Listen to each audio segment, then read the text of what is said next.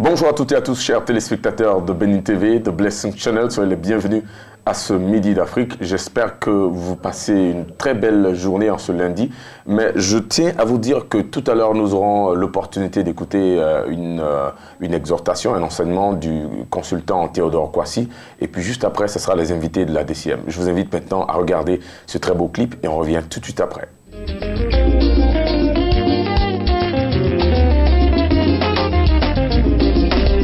J'ai marché parmi les humains, j'en ai rencontré certains qui font du bien.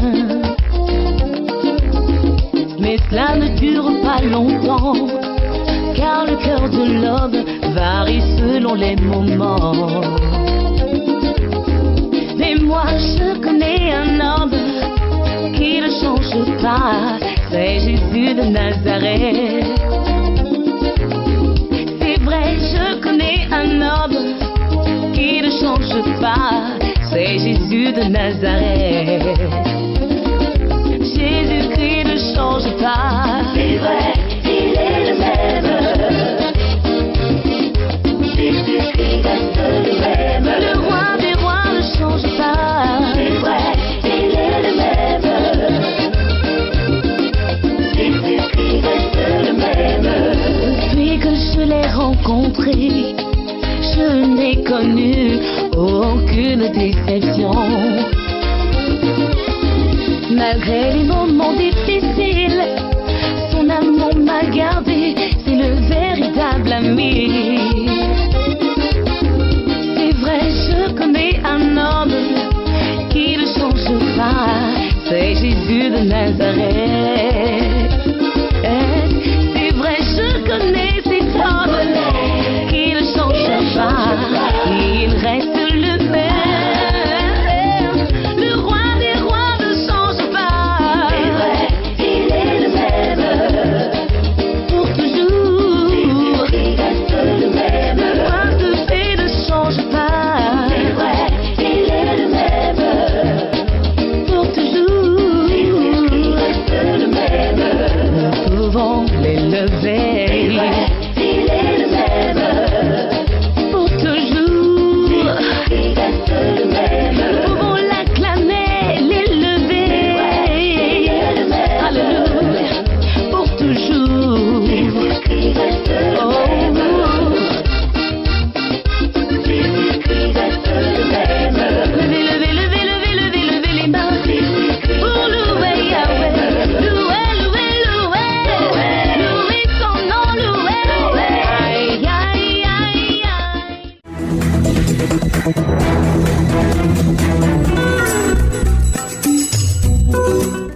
Je le disais à l'entrée de cette émission, maintenant nous allons écouter le consultant Théodore Kwasi et juste après, ça sera les invités de la DCM.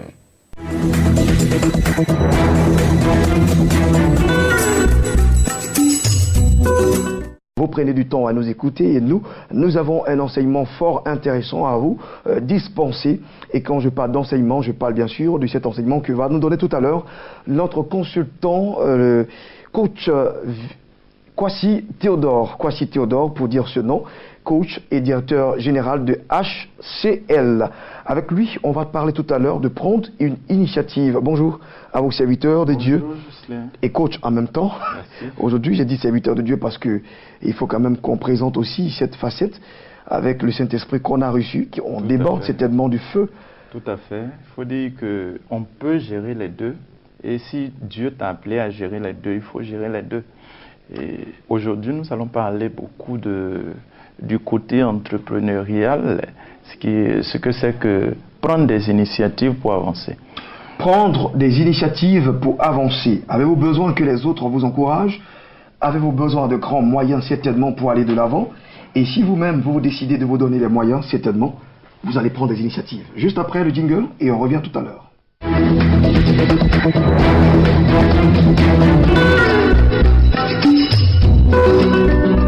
Prendre des initiatives, c'est le thème de notre journée et donc de ce lundi férié.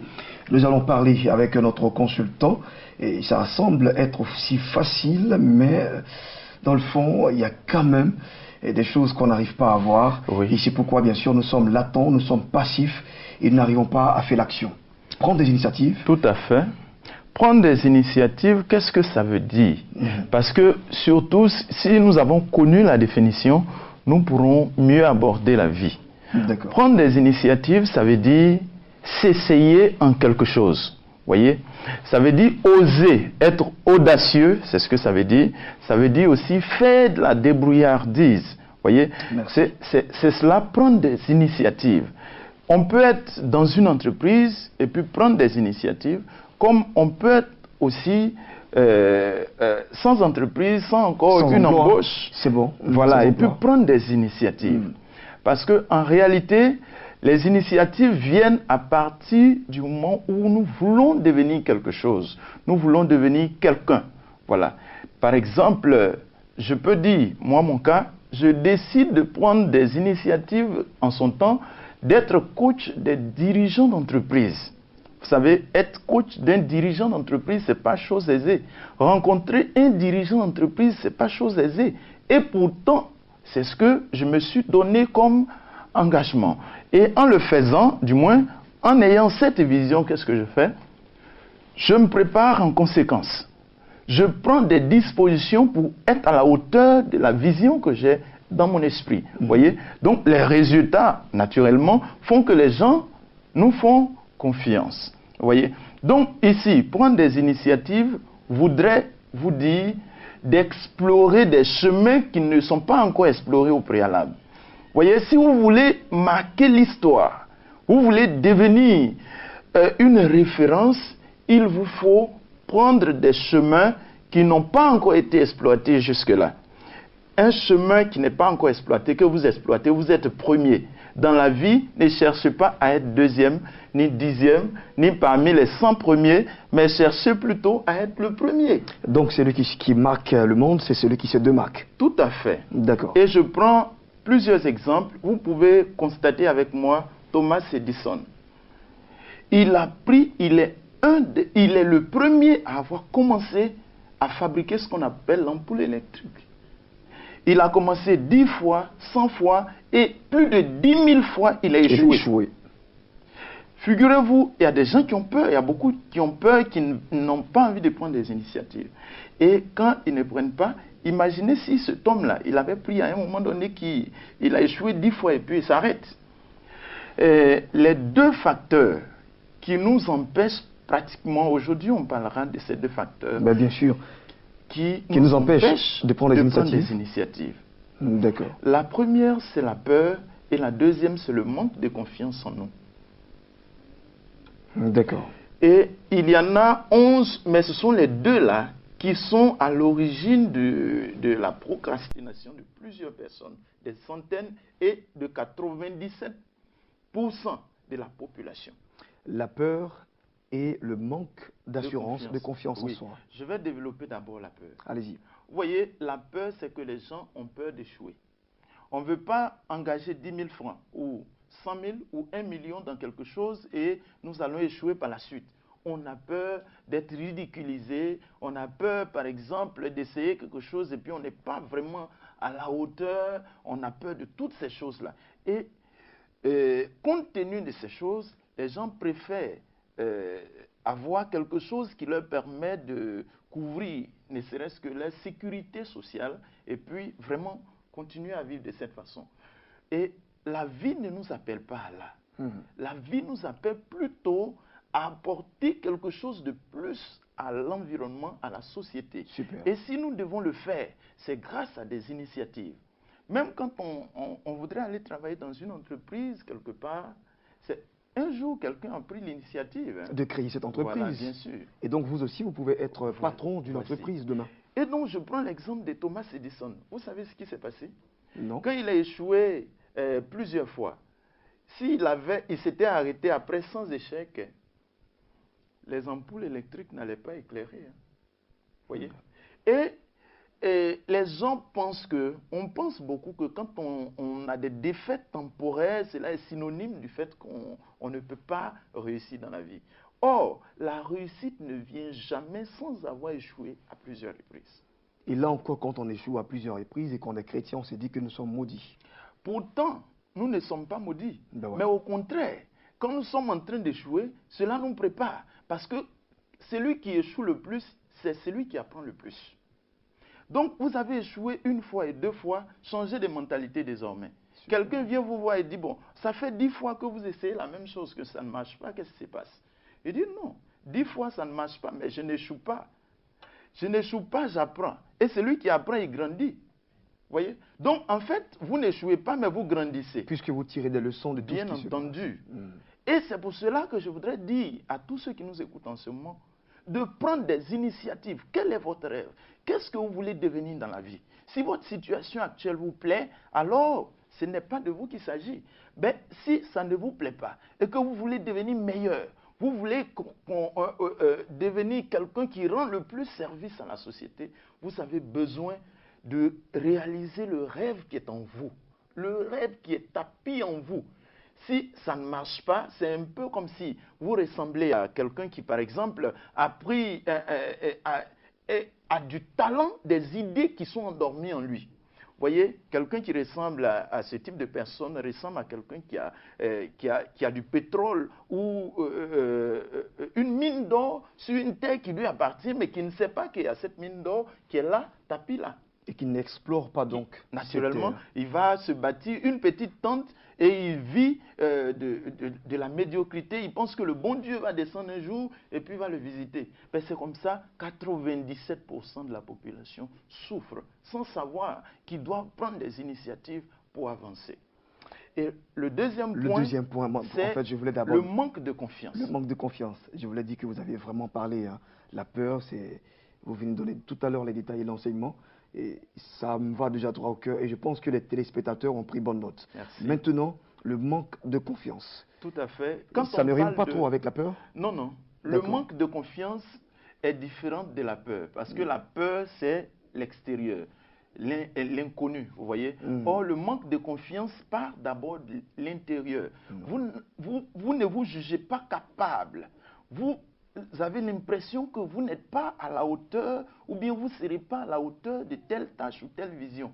Quelqu'un qui aujourd'hui, par exemple, veut créer ne serait-ce qu'une voiture qui peut s'envoler, il se dit que ce n'est pas possible.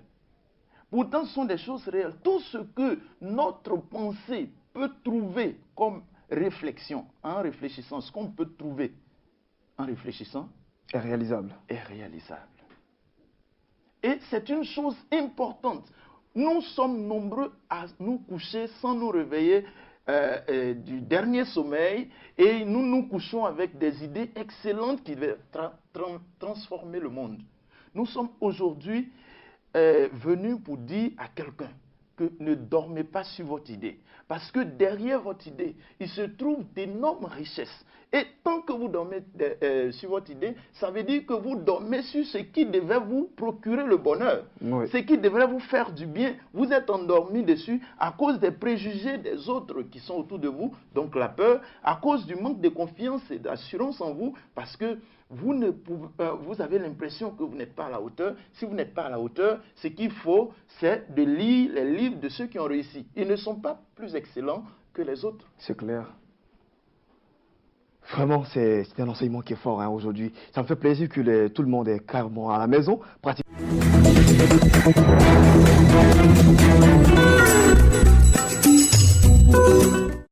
Pour bien sûr bâtir et un empire qui peut réaliser, qui peut aider plus d'une personne, qui peut aider le monde entier.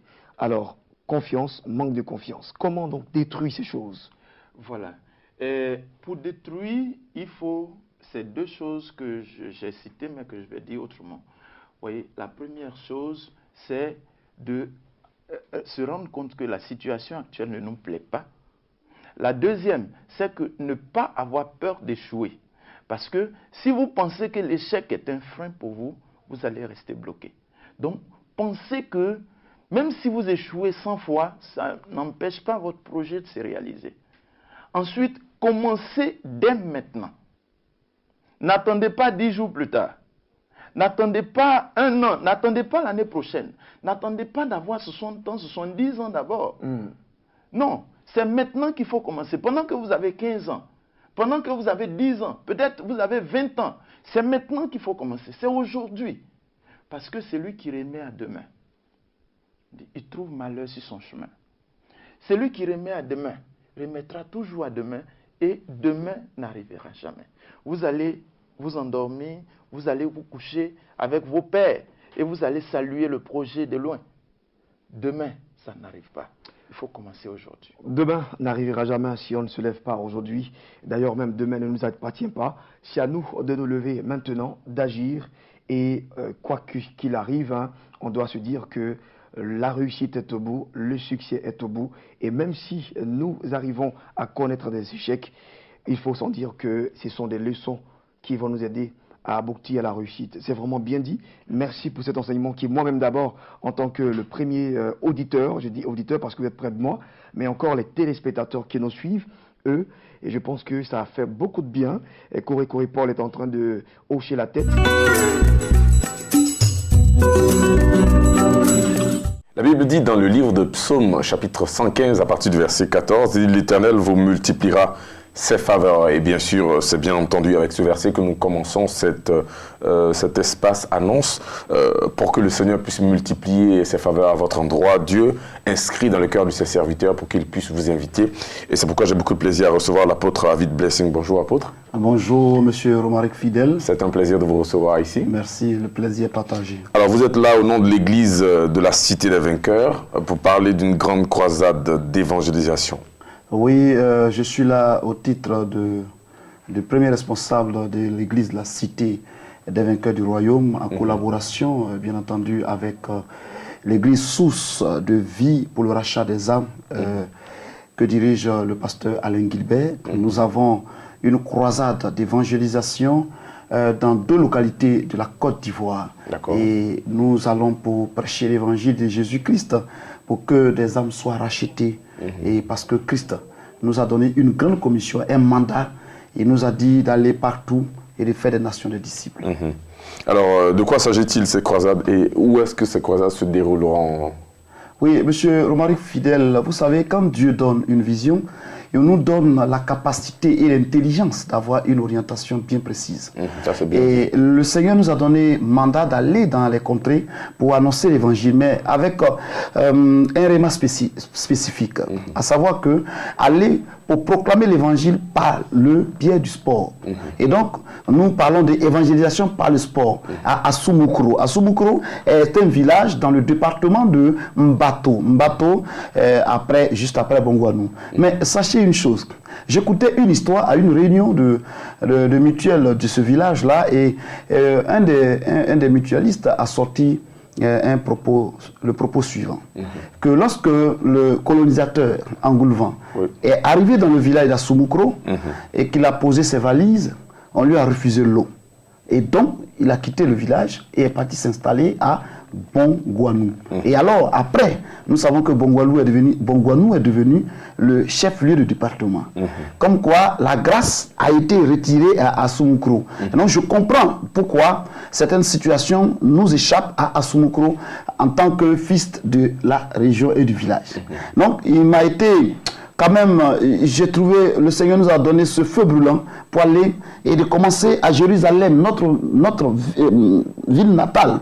Parce que c'est beau de parcourir le monde entier, mais si Jérusalem même n'a pas goûté au lait de la grâce de Dieu, c'est pas possible. Et donc, nous voulons partir et nous avons lancé un programme de sport, le Maracana, et la compétition, la finale des différentes compétitions auront lieu dans le temps de la croisade. C'est ce qui est intéressant. Et pendant ce moment-là, nous allons, les soirs entre 19h et 22h, nous allons prêcher la parole de Dieu avec pour thème Asumukro, Jésus veut te sauver aujourd'hui. Ça, c'est très beau, c'est intelligent de trouver un moyen qui rassemble, c'est-à-dire le sport, et profiter de cette plateforme pour prêcher l'évangile. Oui, et nous savons que le sport est vecteur de réconciliation, d'unité et de rassemblement. Et de rassemblement. Donc, le Seigneur trouve toujours bon d'utiliser un élément, un prétexte, pour pouvoir apporter quelqu'un à Jésus. Alors, ça ne sera pas que à Soumokro. Hein? Oui, du 13 au 15. Du 13 au 15 nous sommes octobre, bien entendu, nous sommes à Soumokro. Mais au-delà de l'aspect sportif, nous avons un aspect éducatif. Nous allons distribuer des kits scolaires aux élèves, à 100 élèves du village. Ensuite, il y a une équipe médicale qui sera là pour donner des soins aux femmes enceintes. Quand nous finissons à Soumokro et que Soumokro aura reçu la grâce de Dieu, nous mettons le cap sur Ngatakro. Ngatakro est un village dans le département de Yamoussoukro, sur la route de l'aéroport. Et là-bas, à Yamoussoukro, précisément à Ngatakro, il s'agira de racheter le sol. De racheter le sol par des prières, par des proclamations, par des délivrances. Nous allons apporter le salut à Ngatakro parce que lorsque Jésus est venu, il a tenu la main de Zachée et il a dit à Zachée, aujourd'hui même le salut entre dans ta maison. Pourquoi? Parce que toi aussi tu es un fils de l'homme. Alors ça c'est très bien, c'est très bien. Rappelez les 2 dates, s'il vous plaît. Oui, les 2 lieux. Oui, merci parce que le temps nous presse. Mais avant de donner les 2 dates, il est important de savoir que nous avons 3 orateurs.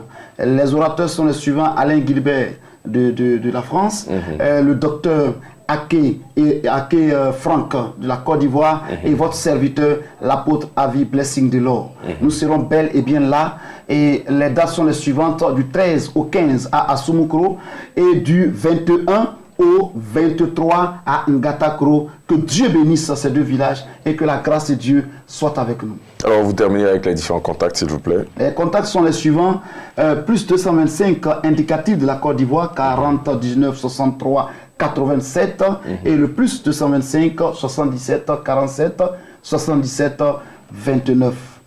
Merci, apôtre Blessing. Je tiens à rappeler que vous étiez là pour parler de croisade d'évangélisation. Différents numéros de téléphone, c'est 77 47 77 29.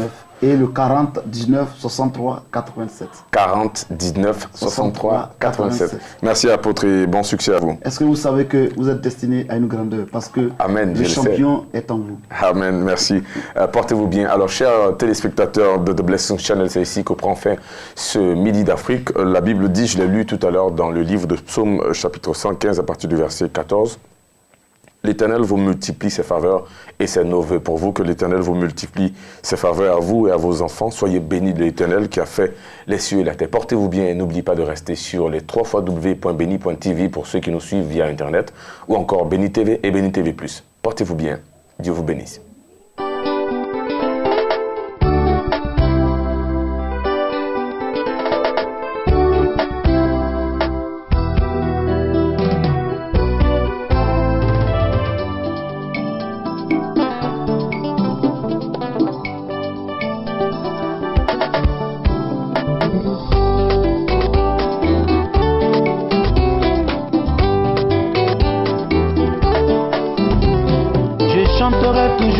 De l'Éternel, ma bouche fera connaître à jamais sa fidélité, sa fidélité, sa fidélité, Abba, je sais.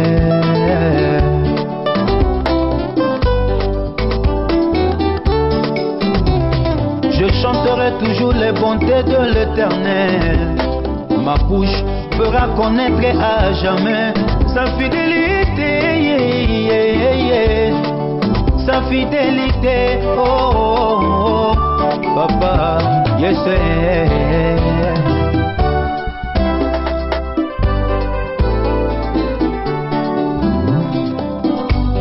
Le Dieu que moi j'adore, je l'ai expérimenté.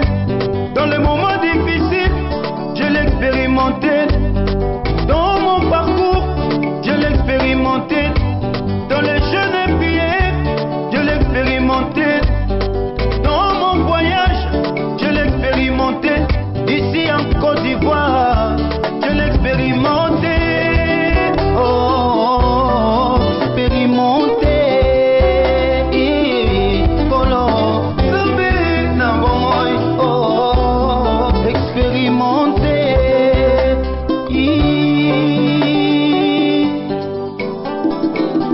Que la gloire te soit rendue, Seigneur. Tu tu m'as montré que tu es fidèle. Voilà pourquoi je chante ta fidélité. Alléluia. Tika na yembela yo Nzambe na bikamwa.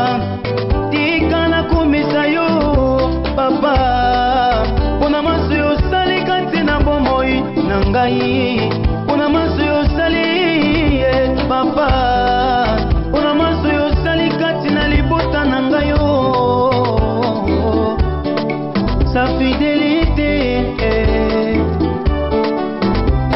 Na yembelio, na kumisio, na sanjolio, na netolio, na yembelio, na kumisio, na sanjolio, na netolio, na yembelio, na kumisio, na sanjolio, na netolio. Na koyembela yo, na kokumisaka yo, na kosanjola yo, na konetola, na koyembelaka yo, na kokumisaka yo, na kosanjola yo, na konetola. Na koyemba, na koyemba, na koyemba.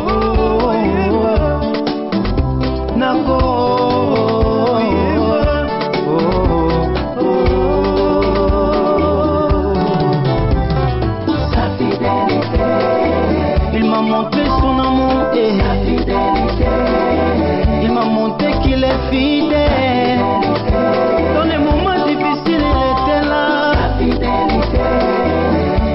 Dans l'hôpital, dans mon mariage, il était là. Dans ma souffrance, j'étais avec lui. Au ciel et au sera ensemble. Un ami qui n'abandonne jamais, c'est Jésus-Christ de Nazareth. Aïe, aïe.